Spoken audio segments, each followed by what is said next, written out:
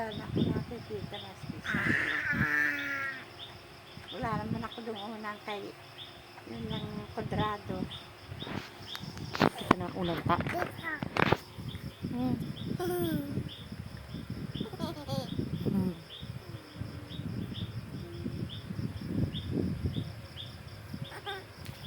Tu kakay. Napada dito si Ella Velasco. Charabik, ano sabi? Salamat ay salamat po. Nakasakay sa kay Yusip. Nagbahay-bahay. Galing bayan. Sa ano pa daw sila magkatra hanggang sa December 1 pa daw ang